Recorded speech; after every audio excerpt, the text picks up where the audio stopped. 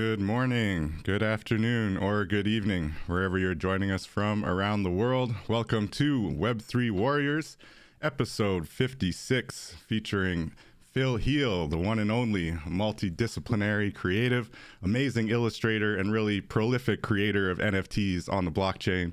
Welcome, Phil. How are you doing today? I'm good. Thank you so much for having me here. It's really an honor to be on this podcast and speaking with you about my art and what we're going to talk about today. Awesome. Appreciate you, Phil. It's an honor to have you here. So again, welcome everyone to Web3 Warriors. I am David Krome, go by Krome in the metaverse. I'm your host.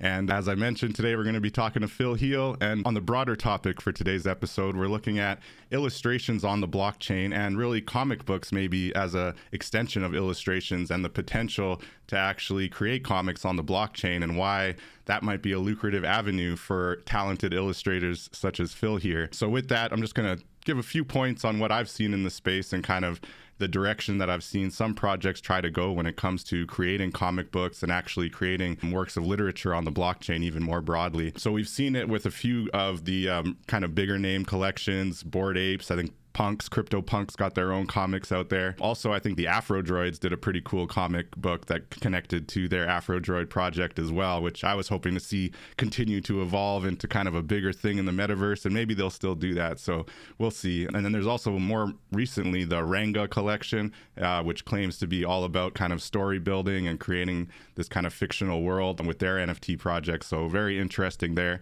So it's not brand new. It's not like it isn't being attempted or done, but I do think that there's a space still left to be filled when looking at the potential for a purely Web3 comic book creation, and some of the advantages that might come from that is that, of course, with all Web3, you get that straight to the community kind of distribution. You're also hearing directly from your community almost in real time, which can lead to a really cool kind of creation project or a prospect to create with your community. And you can also use Discord and the community base of collectors to actually build out the universe, as we're seeing with the Unioverse collection, which is more of a video game type of angle that they're taking, but they also have a lot of lore being built into it. And so they've created graphics, but they've allowed their community to help kind of define the narrative and define some of the different things that are happening within their kind of gaming universe that they're building. So it's very cool from that perspective as well, being able to get community involvement. And of course, we're just seeing that art in general is kind of leading the space, is leading the Web3 space, leading the NFT space. And so it's kind of a natural extension that comic books might find a home in the NFT space. And we've definitely heard from, even Marvel and DC, but they generally seem to be going the route of like big connections, like whether it's with Vive or Polygon or specific marketplaces that are able to push out some of their content as NFTs. But it's not like a purely, from the grassroots, building out a comic book and then selling it on the blockchain. So just something to think about, probably get into a little bit with Phil here, but definitely want to talk about his artwork and the amazing NFT collections that he's made so far and what he plans to build into the future. So that's just a little bit of thoughts on my side as far as the comic books go. And I also want to remind any of our listeners, if you haven't already, please do visit web3warriors.io, where you'll land in our corner of the metaverse with some of our NFTs are on display there, and you can sign the guest book there, and we'll be randomly choosing a winner for a wearable of the Avril 15 derivative, which is a really cool wearable that we've had created by Jagar, a very talented voxels creator. So do sign that guest book at web3warriors.io for your chance to win. And without further ado, let's jump over to Philheal. Thank you again for joining us, Phil. Maybe before we get into your NFTs and your projects and what you're working on, can you share just a little bit about, where you're coming from and what led you to Web3? Welcome. Sure. Yeah. Thank you once again. My name is Philip. I'm a Nigerian, I would say multidisciplinary, even though I'm currently focused on my illustrations. I've been drawing since I was a kid back in Nigeria. That was a hobby for me. Even though I studied in the sciences, I was still more into art. Like you said, I love that you're talking about comics because I'm a big comic collector. Ever since back in Nigeria, I've been collecting comics. Whether it's we had this indigenous comic book. It was called Super Strikers. and it came out every month. And I remember it used to be sold at this fast food place, and I remember every month I used to go get a copy.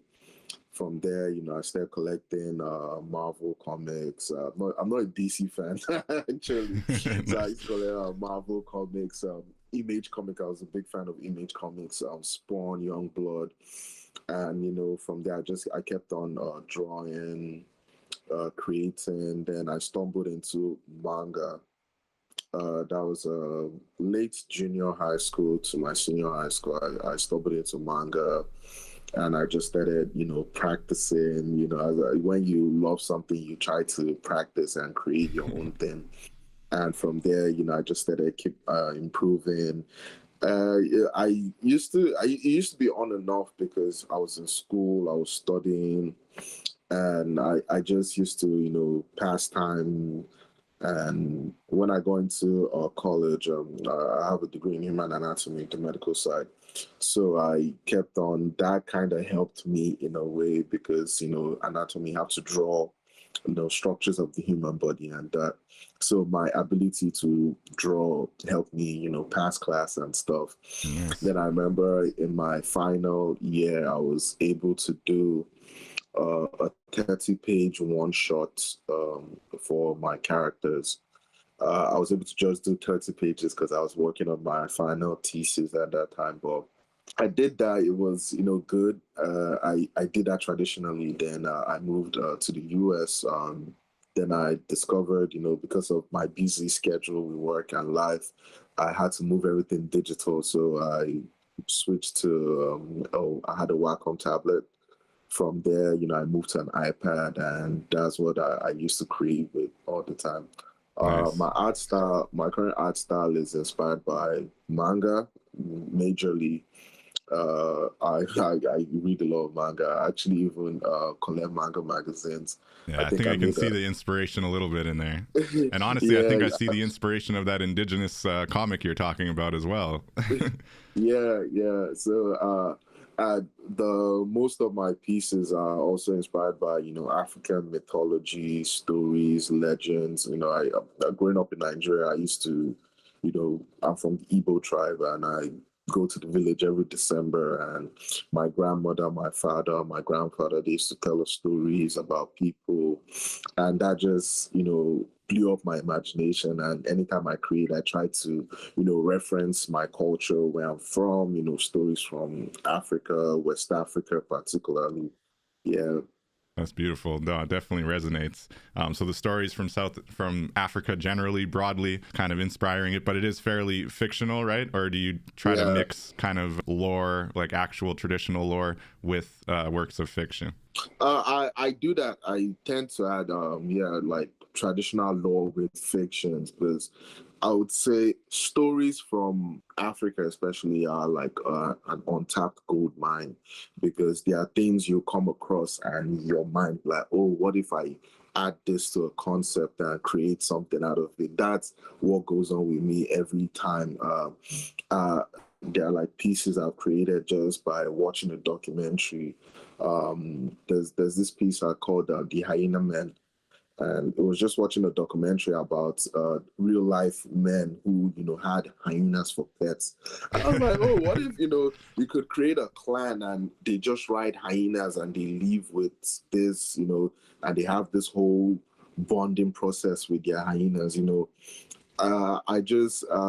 was a time, there's this blog on Tumblr. Yeah, it's called Umpuruku. It's an Igbo. It basically focuses on the pre-colonial life of people in eastern Nigeria, the Igbo tribe. And I stumbled upon, this was last year, about the were leopards, and I was like, oh, what are this? What's this? And they saw that they were like warriors back in the day, because in the Igbo tribe, the leopards are like revered as the king of animals. And if you could kill one as a hunter, you had a lot of like respect and clout. No doubt. And they were warriors like who, if they ate part of the leopard, they had the ability to transform into one. And I was like, you could, create a story about maybe a warrior who's a well leopard, like this is his power, just how comic books come with like people and powers, So you can just, take a concept that existed and add it to a fictional character, and you can create there are a lot of possibilities with it. There you go. I just brought up the one because I had just seen it on your Twitter feed with the man transforming into a leopard. So I just showing it on the feed for everyone. So you're very prolific with your shares on Twitter too.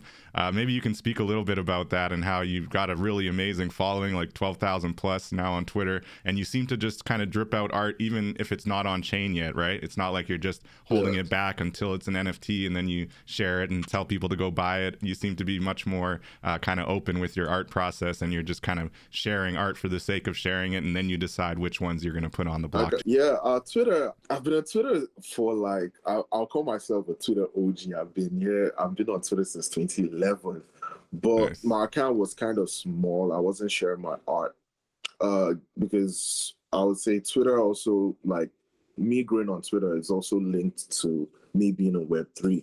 I came into Web3 in 2021, late 2020, 2021. Before I found out about Web3, I follow a lot of artists, Faith Love, Anthony Asekwo, Dirty Robots. You mentioned Renga. I'm a big fan of Dirty Robots. So I remember early February 2021, I was just, I got an iPad. I was trying to, start making money from my art. So I saw, tweets by Faith and Anthony about, them selling on super rare NFTs. And I was like, okay, let me see what this is about. So I opened an OpenSea account.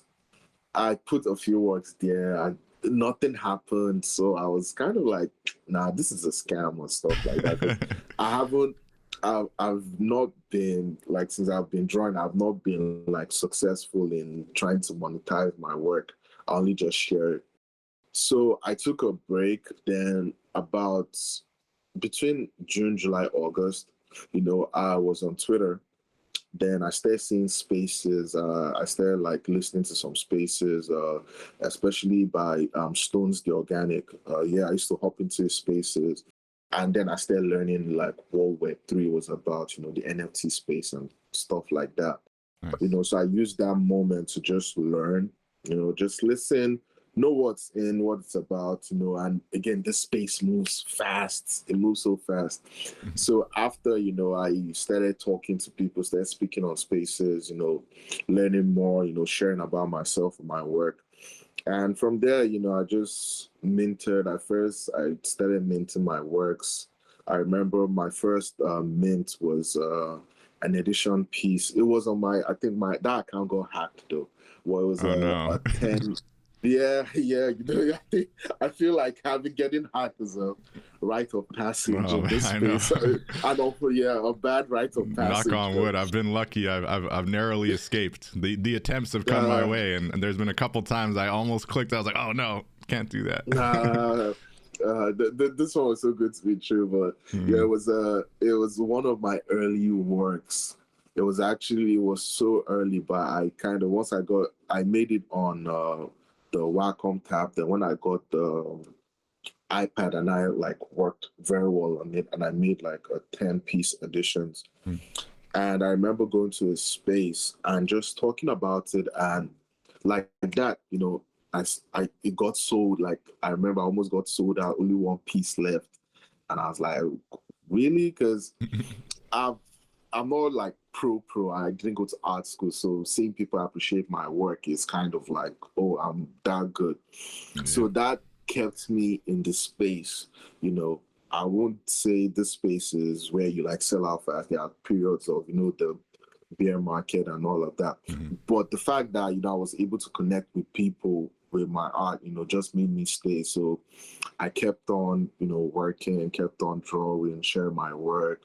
And people liked it. I had like 2K followers when I first came, and with me just sharing and stuff, people, hit me up in the DMs. People follow me. The growth has been so unbelievable. Yeah, it's But you know, amazing. I'm grateful. Yeah, I'm grateful. I'm able to connect with people, connect with you.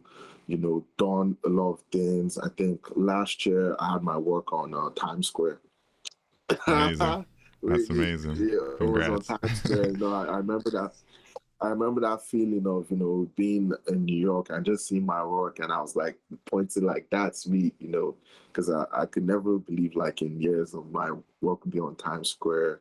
You know, this year too has been amazing. Just like 3 months in, I got on Super Rare. I've done enough a drop on NFT Gateway.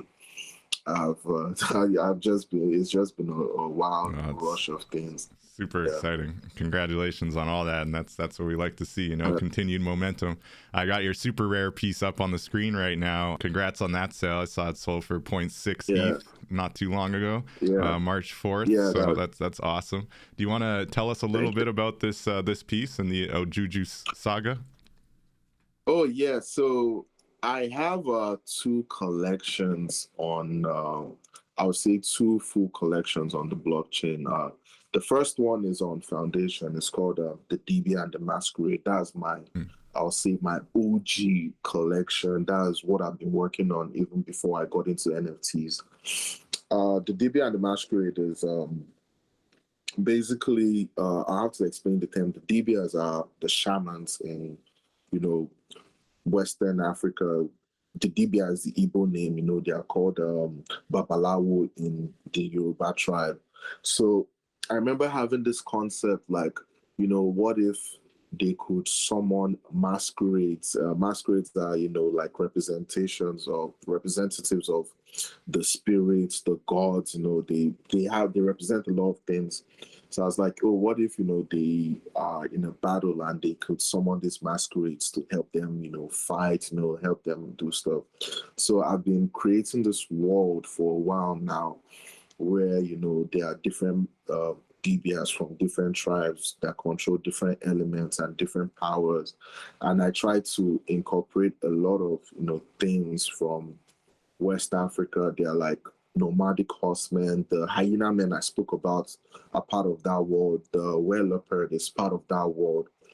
And I've just been, you know, working on this for about a couple years now, especially the character process, because I still think, you know, I'm not yet fully fleshed out with it, because the plan I have for this is for it to be, you know, an animated series, a comic book, a video game. No Those three limits, comic man. No book. limits, Yeah. honestly. This content can go in every direction all at once, Yes. too. It's Yeah. next So level, man. It's true. So amazing. anytime like I create, like I feel like any piece that you see me drop are just drafts of what it could be. So I've been creating that. Like I would say, I'm currently sold out right now on Foundation, but Yeah, they're beautiful. it's I'm just kind still, of scrolling through a few of them here. yeah, Really awesome. it's still kind of, the works you see minted are like not a fraction of what I have, because I'm kind of, I would say in quotes, I have this mint discipline because of how this space is. I just don't want to have works everywhere and I'm trying to like shield. No, I don't want to sell something to you like buy my work. I want you to connect with it.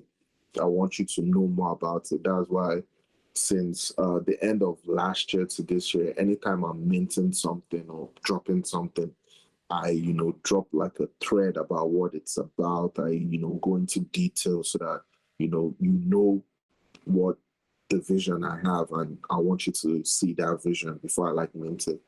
So when I got into Super Rare, I didn't want the masquerade to just move there.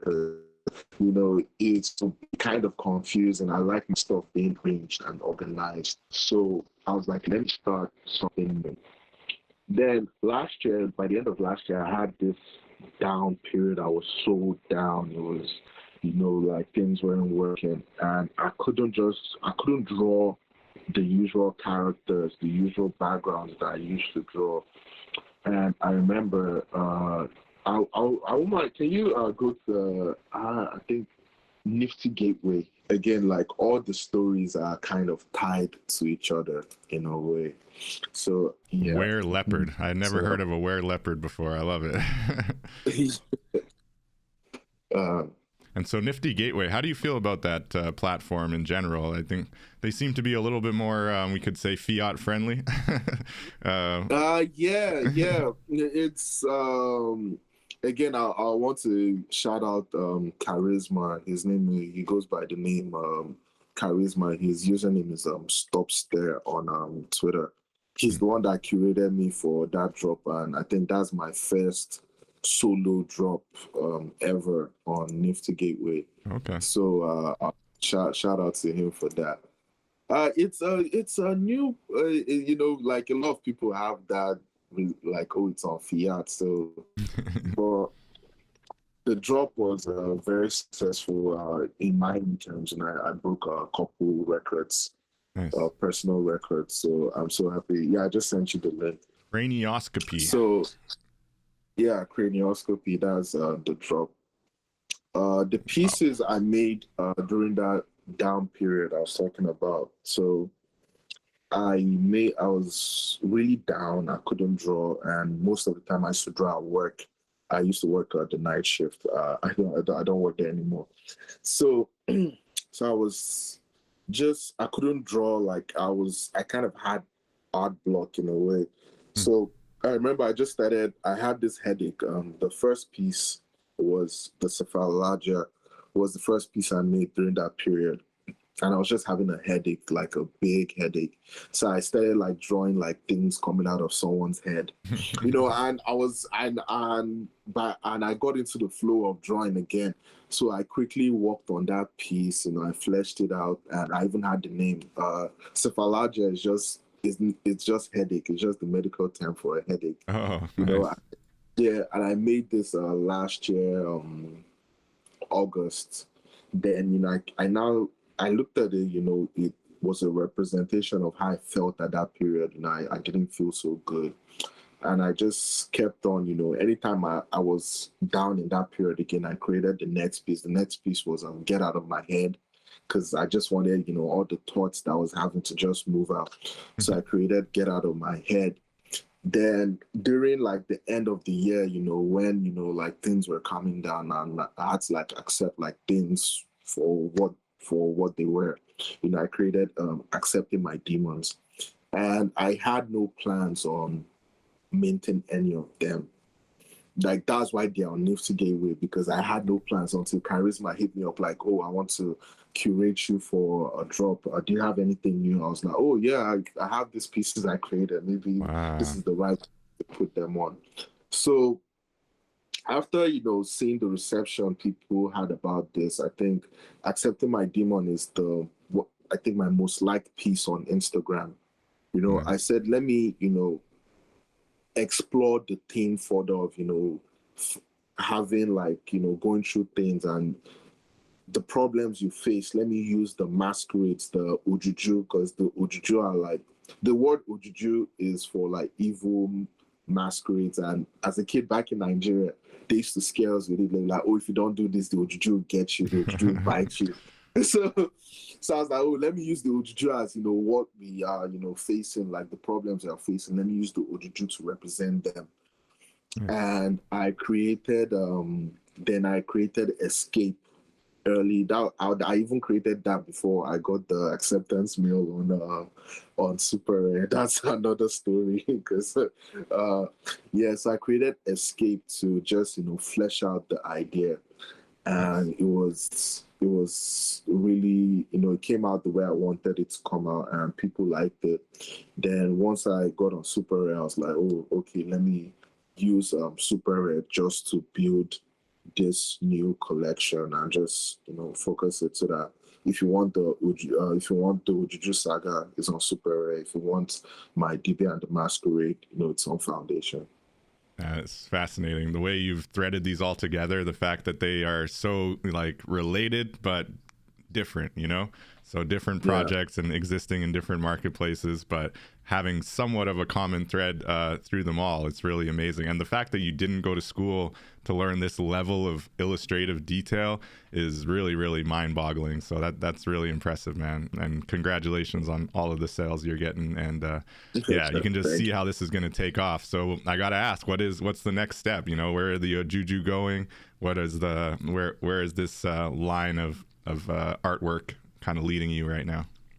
So right now, I would say I have like 5 pieces ready for this. I've been working on it, but I've only shared one on Twitter. One more that's consumed.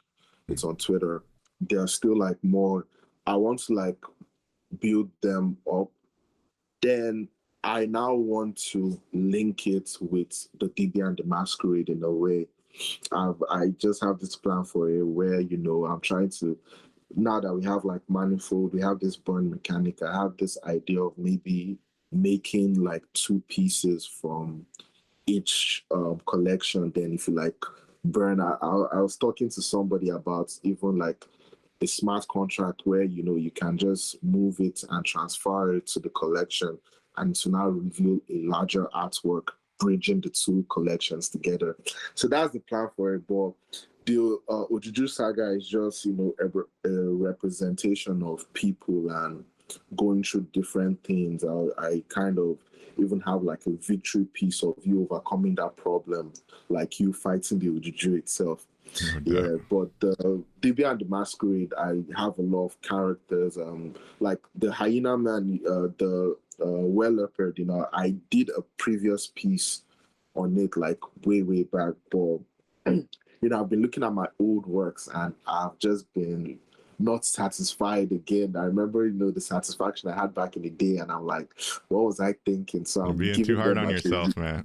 yeah, you know, I'm giving them a redraw. Like I'm just redrawing a lot of my old works, and you know, now that I have, you know, the knowledge of different things such as, you know, composition, color theory, you know, leading lines and stuff like that, I now, you know that I can create even more better representation of what I want to show. Awesome. Well, I do. You touched on the manifold, and I definitely want to pick your brain about that. I was very happy to be able to buy a bunch of those OJUJUs because you were putting them at a crazy low price. And I've noticed that on OpenSea, anybody who's listening definitely might want to go check out the OJUJU Saga editions because you can get one still right now. 0.001. It's crazy, you know. That's what happens when you let those open editions go out and the degens get them, right? And then they go drop them on the floor for super cheap. But you know, if anyone's wanting to collect and wants a piece of Philheal's amazing NFT collections, this would be one very easy entry at 0.001. So you mentioned the burn mechanics, right? And I'd be very curious to see if, you know, maybe you put this OJUJU piece up as a burn piece, and you can always attach a price still, right? So it's not like you burn the piece and you get it for free. You can still have to pay, you know, 0.05 or whatever the case may be. So I guess first question, how do you feel about Manifold in general, and do you think it's a really powerful tool? And then the second question, do you plan to use those burn mechanics with this collection? Manifold, shout out to Richard and Manifold, because in a way, you know, he has given power back to the creator. Because I remember I stopped minting works on OpenSea a long while ago, and I hadn't minted anywhere. I was still drawing, like, again, I was just consistently drawing and sharing my work, but I didn't mint because I was like, why will I be on a shared contract with OpenSea? And you saw how OpenSea was delisting people's works, you know, like Iranian artists and artists from different countries were just getting delisted. And I remember when Manifold came with, you know, like you can create your own contract, I was like, yeah, the game has changed. And I was like, okay, let me restart, or let me just move the DIBIA and the Masquerade to Manifold, and I created my own contract with it. And I'm just so happy that, you know, you can even create like editions with that. And I believe, you know, Manifold is definitely the future for every creative, because anytime somebody asks me, oh, they want to start minting their works, I just say, just have your own contract, because you even personalize it, the name, the token number, the AC art, you Yeah. can personalize that to what you want. And the OJUJU saga too. I remember when I got on Super Rare, I was like, I won't use their contract, so I had to create a contract for it.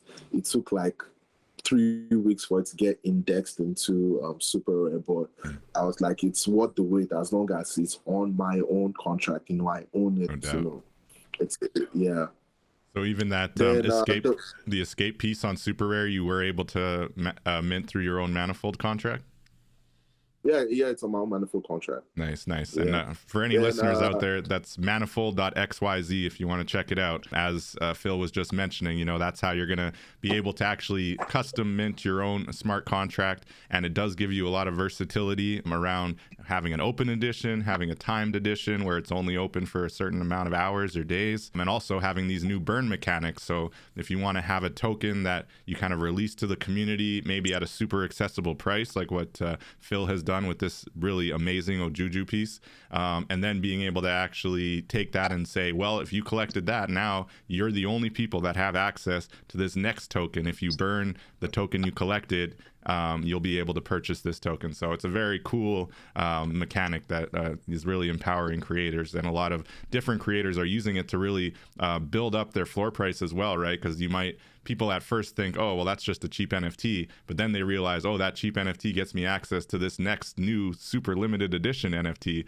so maybe it is worth investing in, and then burning and getting the next one, so yeah, Phil, how do you feel about that? Or is that the direction you're thinking of going? Yeah, I don't have any plan for a burn now. Again, I know how like the market moves. You have to like catch on to the next big thing. But I've seen a lot of creators that, once they did the open editions, like a lot of DJs were on their necks about, oh, burn, Yeah. And the pressure, I don't want that pressure on me. A lot of artists were getting called out, being like, they say you're like milking money and stuff. Even the open edition I did was actually free. I did a free. Oh, it was open free with edition gas. Yeah. Okay. Yeah, to celebrate. I did this to just celebrate getting on Super Rare because short story, I applied 6 times every month. I used to apply to send an application every month. Well, kudos to you for the dedication, man. Yeah, I know a lot of people just get frustrated and be like, screw you, Super Rare. You don't think I'm good enough? I'll give them a props because it kind of helped with my consistency with the growth, because I was like, oh, if maybe this piece didn't get me, and then I have to like switch up some things. I have to add more details. I have to learn this and learn that. So it helped with my consistency. It helped with, getting my skill up, and I saw it as a challenge. I love challenges. I was like, oh, okay. I mean, I'm definitely going to try and like get their attention. So once I was able to do that, I was like, oh, I need to celebrate this with something. And I kind of had the idea from, there's this artist called Osborne. He does 3D works. And I remember when he got on Super Rare, he minted his announcement stuff, announcement art, but that was on Tezos. Then I was like, once Manifold came out with, free open editions on his smart contract, I was like, okay, that's even better. I can do it on ETH. So I made it free for just 2 days, and the mints, I think I had like 1,000 mints. I was like, yeah, there's a lot of them. Yeah, a lot of people were like, I should have sold. I was like, no, I just, it's a celebration piece. I wasn't expecting the amount of mints. Yeah. But I do have a plan for it. But I want it to tie to an in real world thing. I don't want it to just be you burn art or you get art. I want like it's like tied to something. Maybe I think I have like a new job with like a company, so I'm trying to think if I could even tie that to the job or something, just in case. But yeah, just I allowed you were able to like claim 6. So so I think I have plans for it, but I want it to be tied to something physical or maybe even a print, because the initial plan, low key, was to give people prints. But once I saw 1,000, like 200, I was like, I mean, I may not be able to do that again. So, but I do have plans for it, but not just like right now. I don't want it to be a burn. It could be a burn that will give you like a ticket to something. I have like a whole different idea for what is this. And again, this wouldn't be possible without Manifold, because I have a lot of friends who, you can see their rise attached to what Manifold did. We have Terrell doing crazy things now, and I remember when he did his Burn to Die, that was insane. And from there he's just been doing big things, Sotheby's and all of that. So yeah, it's next level. I think it's a lot of opportunities, and you have that versatile option. You don't necessarily need to do the burn for more art. You could do a burn for a physical item, or you can just do some other digital connection where you connect that digital NFT to a physical piece in some way. But all right, we'll stay tuned and see where that goes. I definitely wanted to ask you about this NFT called the Head of State, which was the first NFT that I ever saw that included Fela Kuti, who I'm a big fan of, huge fan. It's Bob Marley and then Fela for me. They're just like royalty, and it was really cool. So it's a picture of a zombie with Fela with his trumpet just slicing the head off a zombie. It was pretty badass. So I'd love to hear your thoughts on it. I know you mentioned that it was kind of one of your earlier pieces. So yeah, what's the inspiration behind Head of State? I'd love to hear any thoughts about it. So I just I created this piece when I first got an iPad. I was just testing it out, because this is my first time like drawing on a screen tablet. So I just started, I had this idea because I remember listening to Zombie. I was like, oh, would it be cool if Fela was fighting zombies, and and the zombies were like the military head of state was like that were on him back in the day. So I created this is the second version, because the first version didn't have the background, it was just red. Then the second when I just got into the NFT space and I was doing stuff, I was like, oh, let me rework this piece, because I can add the background, the sun and the clouds. So I was just working on it. I never had plans to even mint it, but that's amazing. People liked it. But when I created the first version, I now had this idea to even like make a short animation. So I still have the files. I think I posted just one, and the animation was sort of Fela is working, is like just walking in this desert, and the next thing he's being attacked by the zombies, and he like has to like defeat them. Nice. So that was just a way for me to also learn how to animate, because I animate also.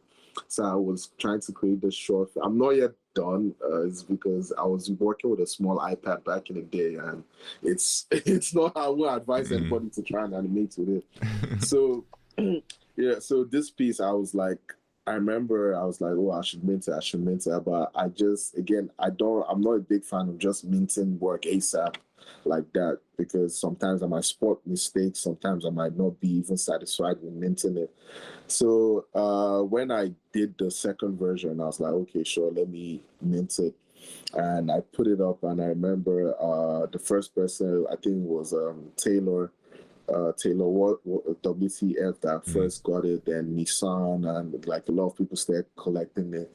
And you also collected, which I'm really appreciative of. And people DMing me, even like Nigerians that are in Web3 were like, oh, I love this piece because of the Fela, Fela and stuff like that. And I remember the last piece I did a giveaway for the last piece, and I just gave it to somebody or one of my friends.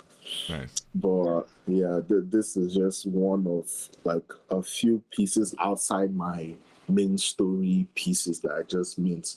Sometimes I think the other ones I minted were for either contests or I give my one-of-one collectors a gift like every end of the year. So I just do that. I think this year it will be on Manifold too. Yeah, that's awesome. Yeah, and I gotta say that background definitely made it pop too, like the way that the sun kind of shines through his cape and stuff. It's just really cool. How you did the lighting. Thanks for spotting that. I think this is also one of the pieces that, I think helped me advance in the way I create my work, especially the lighting, because again, I believe one of the things that make my work pop is the lighting. So Definitely. I tend to, this was one of the works that just set the tone for me to explore how to make the lighting enhance my work further.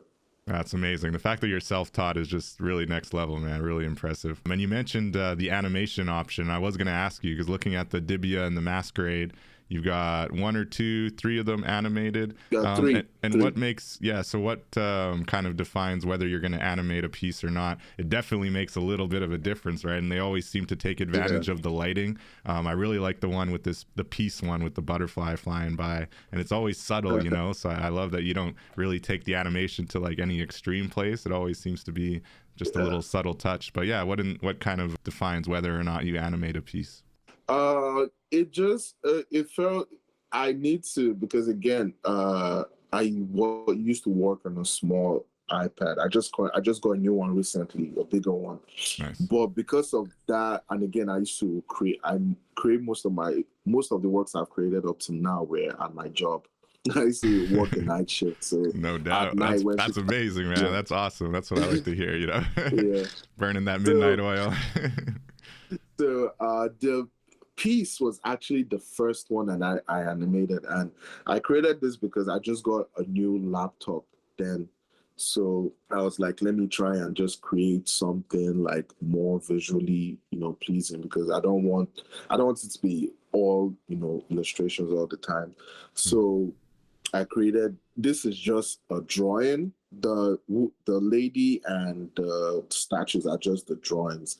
Then the butterfly and the light passing through are just all animated. I remember I just animated each of them. Then I started learning about After Effects. Then I used After Effects to just, make things work.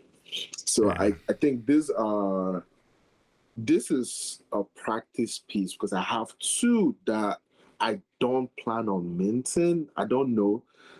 I have one called the Desert Pass. I have the Gateway, the Desert Gateway. I have one which is a collaboration with Kodak LDNs, an animator too. It's called OJUJU Falls. I think you can see that on my Twitter. OJUJU Falls. He's a great animator. He helped me animate the waterfall. So I was just exploring animations, and again, because I was also applying to, I stopped that for a while because I was applying to Super, so I had to just try to make my animations reach a higher level. Then with that, I don't think you can find that now. You can just search. Okay, you're on PC. I was just looking at that picture. It's real nice. Yeah. This is the second piece for the OJUJU saga. It's called The Consumed. Nice. Yeah. So I just started, I just started focusing on my illustrations just to get the level to where I want it to be. Then now bring that to other forms, be it animation, be it even 3D. I know I did 3D for a while. If you can check my foundation was the first. Yeah, I was going to ask you about those few 3D pieces as well. Yeah. Very cool. So just expanding that skill set, and it definitely makes a big difference. Like those little light orbs and those butterflies, they look like they're straight out of Disney, man. Next level, man. Really, really cool. So yeah, explain the 3D side of things. So yeah, you're definitely not limiting yourself as far as art forms, right? So you do have a 3D option, or a 3D works that you created with the little light bulb guy. What inspired those pieces? The energy pieces, here they are. This guy listed it for 12 Ethereum. His name is Daliso. Shout out to Daliso. That's what's up. His name is Mr. No Idea. His name is Mr. No Idea, and I remember when this was way back, because most of my works are, again, storytelling, works. But when I try to create something and insert myself into it, I tend to use Mr. No Idea because I think a lot. I'm always like in thought, like just like thinking about different things. And I remember when I was trying to create, I'll say self-portrait, I was like, let me just create this guy with the light bulb hair, but with the Mickey Mouse body. Nice. In a way, I was trying to we all know the artist Cause, he ripped off that stuff. So me too, I was like, yeah, let me just rip that off from Cause too. I So didn't see the Mickey Mouse body until you said it. Now that you mention it, I can see it. Yeah, I just switched up the color, and like I gave him, like, he never ties his shoelaces. So I remember when I also got an iPad, he was the first person I started drawing. I think I even have a collection on objects with him called what's the collection? I've forgotten the name, but I have a collection of illustrations with him. So anytime, I think I just do it as an introductory piece, because anytime I enter a new like blockchain or anything, I first put Mr. No Idea piece. So even my first Tezos works were Mr. No Idea, just like, hey, this is Phil. Like, I'm here. This is I'm here. So when I started exploring 3D with Blender, my first thing was, let me create a Mr. No Idea piece just to know more about 3D. I've created other 3D works with like human beings and stuff like that, but this one was just me, starting from the basic cube, meshing and creating a character out of just that cube. Then from there, I went to animation and I created this last piece called I Have the Power. And I did the rigging. I remember I had a friend of mine just help me with the sound. Then I had another friend do the vocal. So everything was just like made, and I brought everything back. I do plan on going back to 3D, but I want to start maybe my characters in the DIBIA and the Masquerade. I want to like sculpt them from the basic. I started learning ZBrush, so I want to like sculpt them out and just create them from scratch. I know that a lot of people do like kit bashing, where you just get a lot of like assets and put them. I'm a fan of that, but I tend to, the joy of creating something from scratch and bringing out your idea, just is what gets me going. That's why like I took a pause from 3D, and I believe I'll be back maybe late ending this year. I won't give a date. But that's really cool though. You plan to bring DIBIA and the Masquerade into 3D? Yeah. I was trying to like get a collaboration with some artists, but again, everyone is busy in this space, and so I just feel like when I'm ready to like do it, I'll sit back and do stuff. I don't like being rushed. I don't like rushing things. If I rush something, then I won't like it.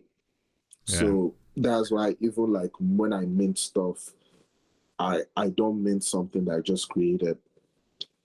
People do it, but me, I look at that piece from time to time. I'm like, oh, did I get this right? I can go back and change a couple things. Then when I know it's ready, then I'll put it. Well, your striving for perfection definitely comes through, I will say. For sure. And kudos to you. So you did mention the Tezos. I noticed that you had some Tezos pieces. I definitely am proud to collect one or two. I think I collected Ike and the Alchemy of Nature. But you've got a really cool assortment there. So maybe before we get into what you have on Tezos, what do you think about the whole Tezos versus Ethereum situation? Are you open to Solana as well? Or how do you feel about just kind of being cross-chain or blockchain agnostic, as Low Sleazy would say?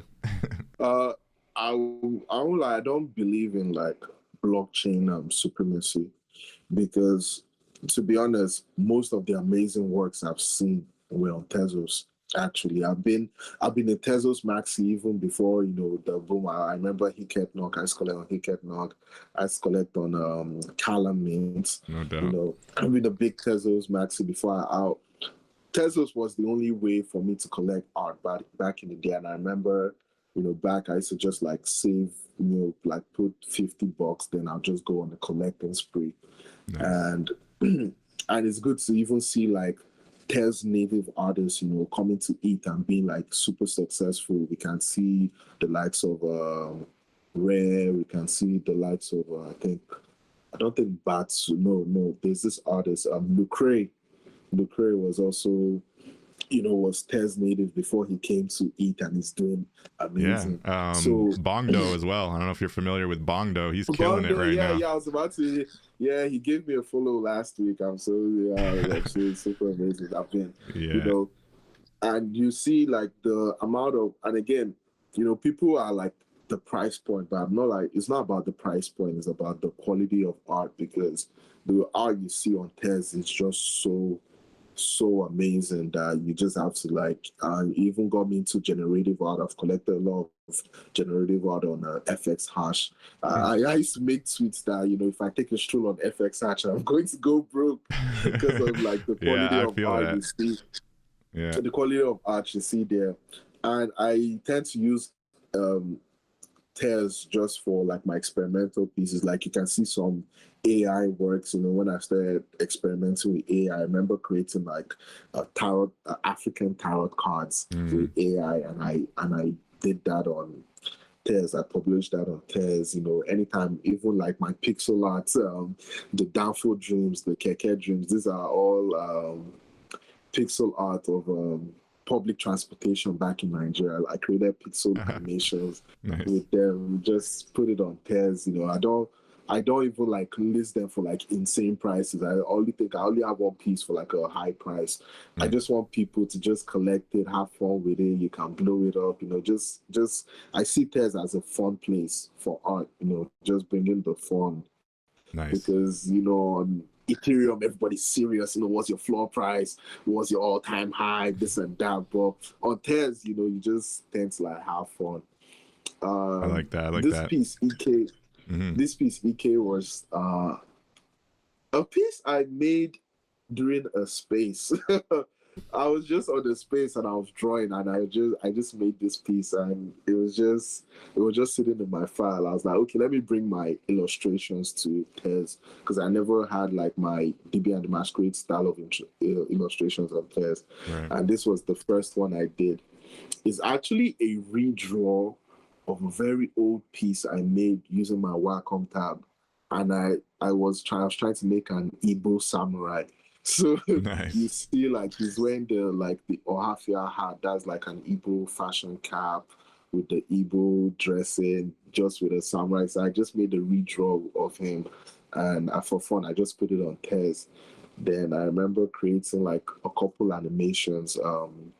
There's the Oracle, and the Oracle was a study of an artist that I love, Victor Mosquera. He has this illustrations that he made. So I just did a brief study of his work, and I added the music and just the movement on it. That's beautiful. Alchemy of Nature was also a study. Yeah, thank you. Alchemy of Nature is also a study of Mobius. There's the French illustrator Mobius. I like the way he does his landscapes. So I was just picking his style and doing it, and I created those back in the day. Then awesome. I just said, let me just put them on Tez for people to just collect and have fun with it. Yeah, I like the music choices behind them too. They really set the scene. Like the other one had the drums, and then the Alchemy of Nature's just got like that ascension sound, and the peacock feathers too. That's awesome, man. That's really cool. So how often do you kind of pull from actual artists when it comes to your inspirations? Is that something you do often? Like you mentioned that French artist. Yeah. I mean, I tend to just go on like an exploration and try to maybe elements from them. Maybe it might be the fashion style, maybe it might be the way they do their lines. I'm a big fan of Dirty Robots, Ranga. I tell people that I got into Ranga before Ranga was Ranga, because the way Ranga dropped, he first dropped this The Art of Seasons, and it was just like a collection of images he did. And I remember I was like, oh, the floor was 0.1. I was like, let me just get this, because there's no way you can get like a piece from Debbie Robots and ETH. Like his flop, his super rare goes for like 15, 13 ETH. Wow. And when I got that, then we saw the announcement like, oh, if you have the Art of Seasons, you can get Renga. I was like, ooh, okay. Nice. So, but I've been a big fan of him even before. Like he was part of the reason I also got into NFTs. Awesome. And so you were able to get a Renga? You got one of those bad boys? I got the black box, but I kind of like flipped it for. Okay, I can't knock it, man. I can't knock it. The speculation on that collection was pretty huge, man, for sure. Yeah, and he's working. I even have his like I'm such a big fan. I even have his his book. I even have his graphic novel Joyama. Oh, nice. Yeah, like I'm not advertising, but I'm just like showing I'm a big fan. Nice. I hope maybe he sees this and follow me. There you go. So I remember there's this commission piece that I did that I also like. I just opened his works and I started like bringing it's on my Instagram, and I just picked out elements from it to just use for my work. So I always, even like how I learned how to draw was just picking from artists. I remember when I got into manga, I was reading Shonen Jump, Weekly Shonen Jump, this big manga magazine, and I was looking at the works of Tite Kubo, the illustration for Bleach, because I like the way his lines are just clean, simple, and he's able to like get a lot of features on like the faces, the muscles with just his simple, clean lines. Nice. And back in high school, I just used to like draw Ichigo and all these other characters, and that's how I learned. Like I switched to like manga style of drawing. And then I remember I used to have a hard time. A lot of artists have this hard time of drawing fingers and hands. And I remember stumbling upon this work, this manga by Hiroaki Samura, Blade of the Immortal. And I loved like the concept of it, and I loved the way he drew fingers and hands. And I used to like practice that, and that's how I got into it. I remember even when I started drawing in the first place, I used to read Spawn by Todd McFarlane. Nice. Spawn, Youngblood, and like I said, I'm a big image comic book fan.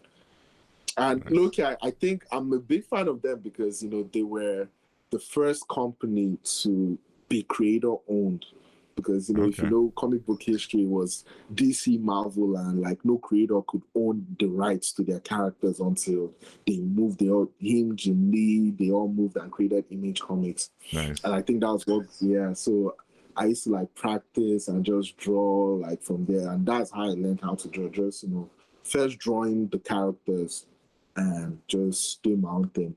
Yeah, but right now. I can probably see some Spawn influences there. I was just gonna say. yeah. So, but right now, like I have like a solid base on how to draw. I just start just doing my own thing and maybe see how this person did this, then try and incorporate it. Oh, he lights with this, or he adds whites to this, and just add it to my own stuff. No doubt. So you say you're a fan of the big graphic novels, the big comics. So have you thought about your own art kind of going in that direction when it comes to the blockchain? Going back to the original topic I'd mentioned at the top of the show, I just feel like your art is so tailor-made for a graphic novel. It's just so detailed, so it moves, and it clearly tells a story, and you do often have an actual story in the description, right? But do you see yourself getting into that graphic novel, like actually having dialogue bubbles and that kind of thing in your artwork? Yeah, definitely. I even minted the one shot I did, because it was digital. It was like physical, then I scanned all the pages, then I added the word bubbles digitally. And I still have the files, but I remember when Manifold was like, oh, you have to like mint something to like save your royalties, when the royalties were actually being respected. Right. And the thing I minted was actually the first 10 pages of the one shot I did. And that's something I can see being possible. You can even, because I see it being done on tears. There's this weekly zine that I collect on tears for just one tears.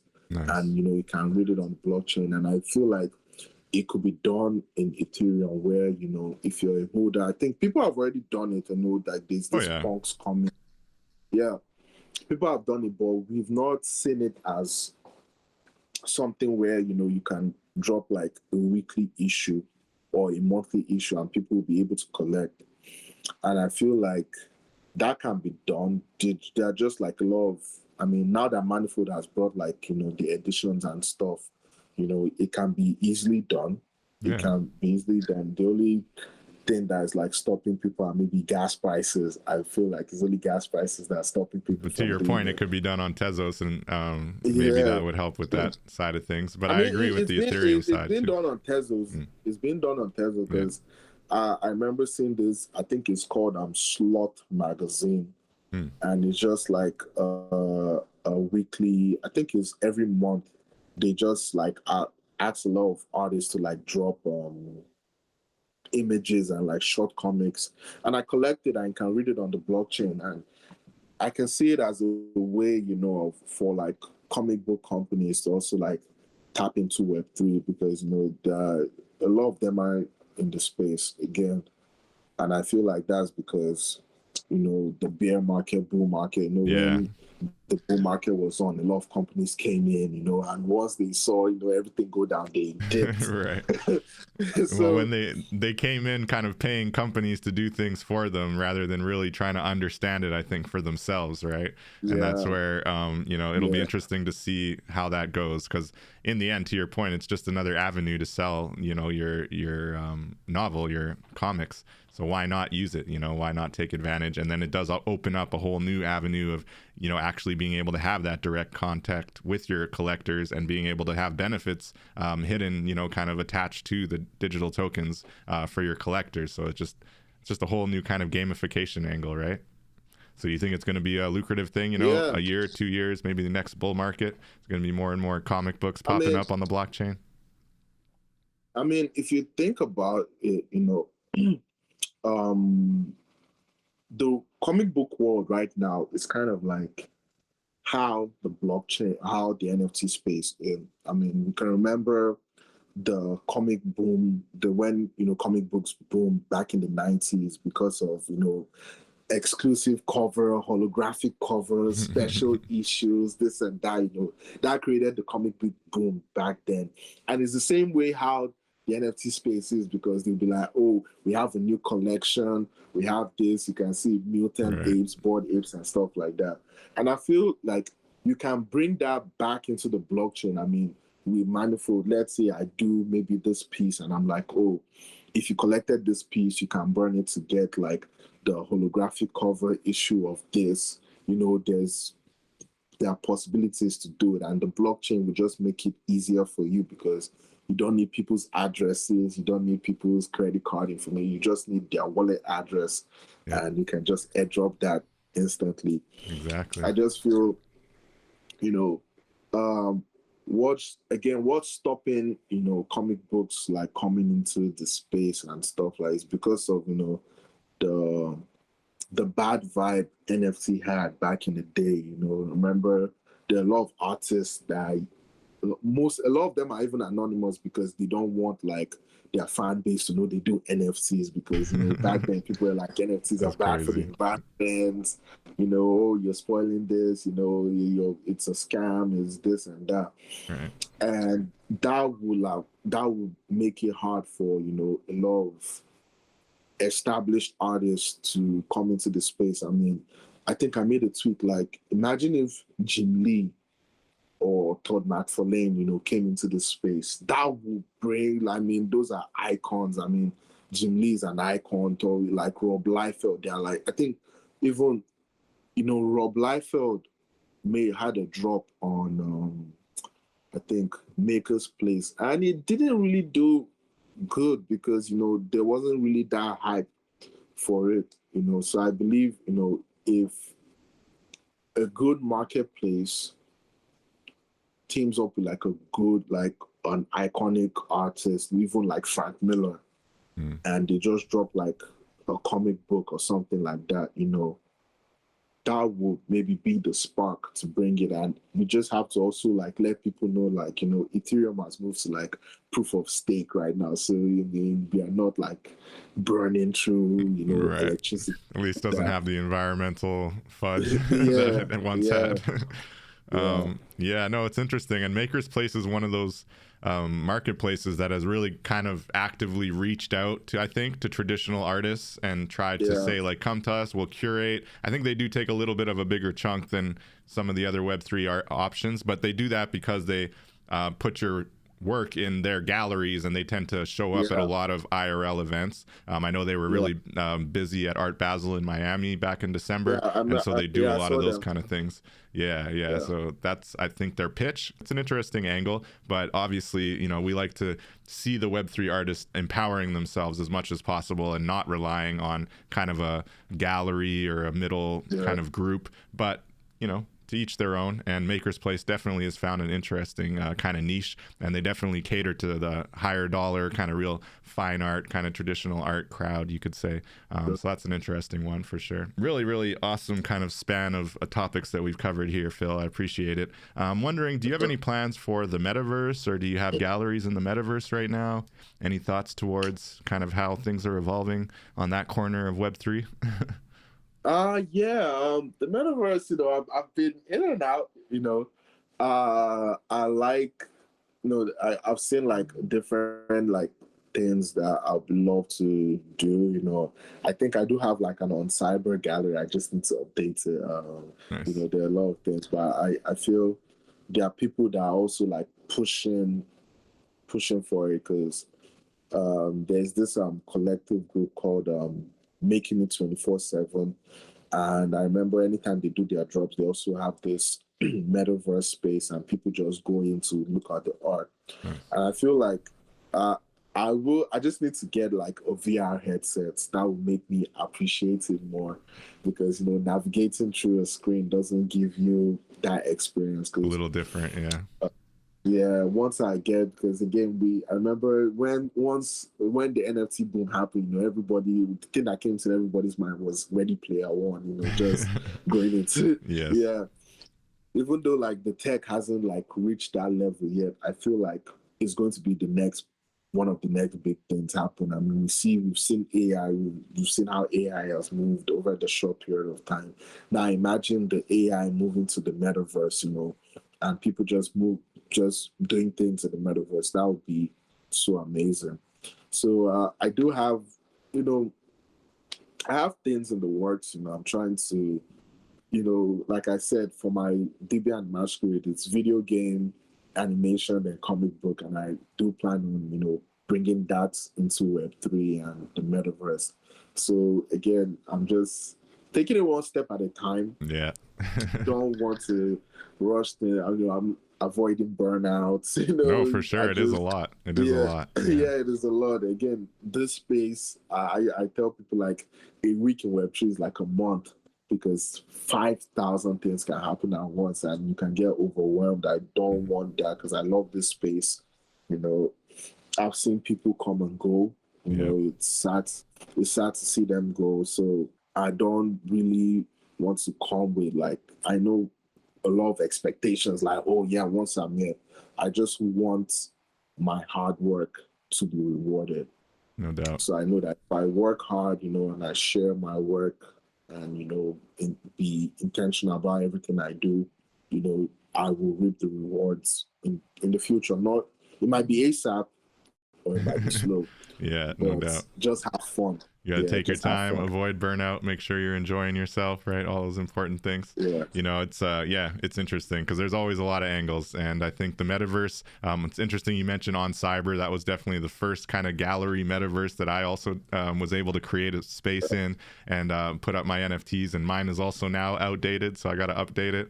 I think since then I would say they were the first to do it really well, as far as like, this is a corner of the metaverse where you can show your NFTs, put your art on the wall and really just share a link out to people who have no idea what NFTs are, and they can just drop in there and say, hey, you own these pieces. And it was just a cool kind of experience. But since then, we've seen like Spatial come up. Obviously, Crypto Voxels has become more accessible. And Voxels is nice because it works so well on your phone as well. So yeah, it's interesting to see how the metaverse is going. And I think for artists like yourself, with clearly a focus on the illustrations and a lot of the art side of things, it is going to be an interesting kind of avenue to see how it can help, because ultimately there's going to be traffic in the metaverse, right? And you're going to be able to use the metaverse to actually promote your art and promote your next projects as you're building them out. So but that's down the road. I know these metaverse streets are a little quiet right now.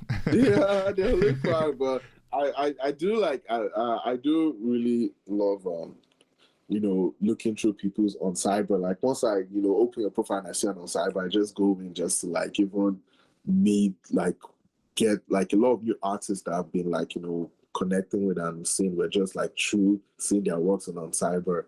So I do feel like I do encourage people to just go to people's galleries. I respect people that have galleries, because you're not just collecting these works to like keep in your wallet, you're showcasing it for other people to see and appreciate, and for free, free, exactly. You're not paying any entry fees for this. So yeah, I do love how the space is. Awesome. Last question for you. What do you say to, and you mentioned people who have kind of come and gone, and I think there is something to be said about getting kind of discouraged, right? I think people come into the space with really high expectations. They see other people making however much ETH or just making a lot of money, and they think, I'll put my work on there and I'll sell it right away and make a bunch of coin. And as you just mentioned, being patient and actually having fun with it, and seeing it more as a long-term creative journey, I think is probably the more mentally healthy way to look at it, and also just ultimately the more profitable and probably successful way to kind of come at the space, right? So what do you say to the people that, while on one side are being maybe discouraged, but really more importantly, those who just think NFTs, like you said, are a scam, or they just, are listening to the FUD and seeing that blockchain, what's going to happen? Is it worth getting involved? What do you say to those people, and why should they jump into Web3 and the blockchain? I would say, before you like jump into this, just take your time and study how the space is, know the different things, know the difference between a PFP project and actual art projects, know the difference between generative art, this and that, know like the people in the space. Take as much time as you need to like research, because there are a whole lot of things, a whole lot of concepts, even safety issues. You can get hacked anytime. I've been hacked once, Then don't come in with like, once you drop, you're going to be the next this and that, because even like people that are household names in this space, they started like from the bottom. I mean, Xcopy was even giving his art away for free now, and right now you can't get an Xcopy goes for like, he's been here from like time. So look at the level of work, and patience, people that are making it actually put into, be at the level that they are. And then also come in with originality, because, this space is kind of, you see, once there's a trend, especially maybe in the art style, a lot of people go to that art style or that trend, and once it dies down, you'll be like, okay, what's the next big thing? Just come in with your original idea. A lot of people may not catch up to it at first, but once they see your consistency too, which is another thing, you have to be consistent. They will now see that you're here to build, because I'm here for the long term. I've put a lot of effort and time into this. So just make sure you're consistent, you have good intention. And again, I tell people, have fun with this, because trust me, when you're like all serious, I mean, I'm serious, but when I'm doing this, I'm having fun. Most of the times, my artist friends are just making jokes, and I've made a lot of friends through this place. That's why I'm going to New York, just to meet some of them in real life. Just have fun. Just see this as a new way for you to, get your works out there. Make sure you're also taking care of yourself. because again, this space is 5,000 things can happen at once. Yeah. So make sure you take care of yourself, take those breaks. And I'll say, yeah, that's just it. Just those things that I mentioned, if you take them to heart, you just follow them, Web3 will be a happy place for you.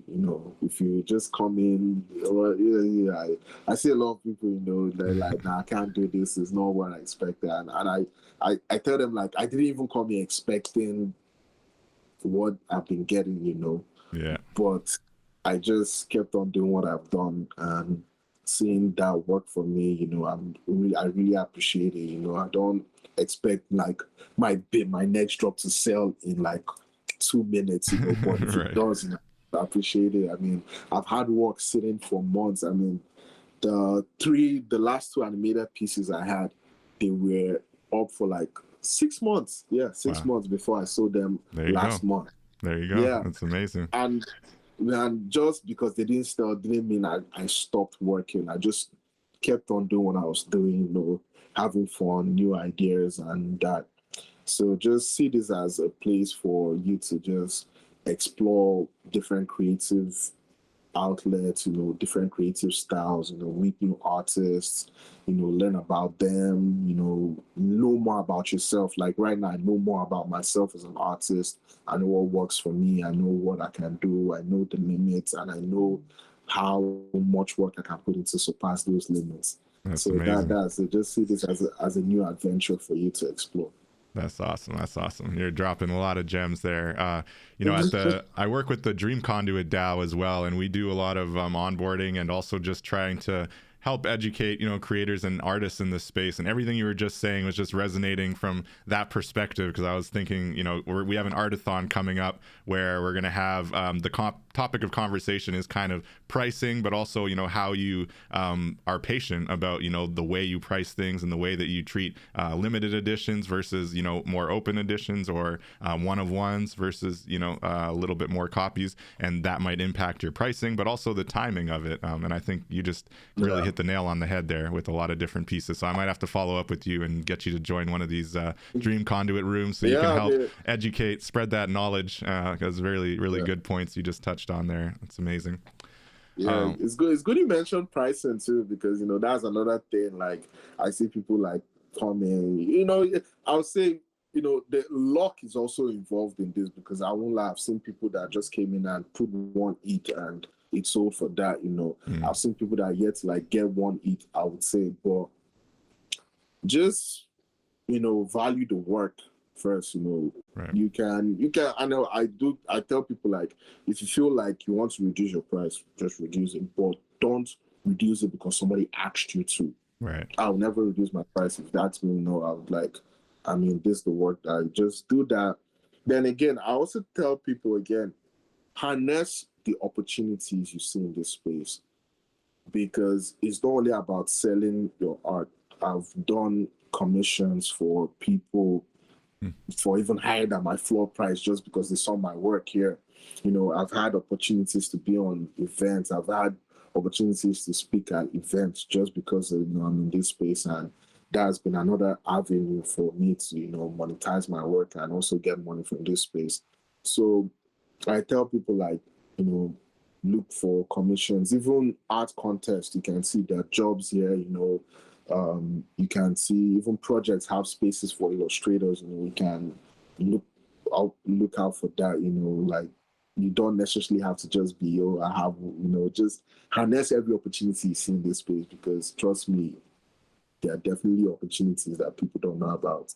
Honestly, that could just be the key line. Web3 equals opportunities. Like, honestly, it's just everything you've mentioned during this conversation outside of those monetizing opportunities, which is amazing. And kudos to you for being able to take on that. But from the IRL events where you're networking, connecting with real people, the different types of skill sets. So you've gone into 3D building, you've gone into animating, you've got into the different blockchains. So, Tezos versus Ethereum.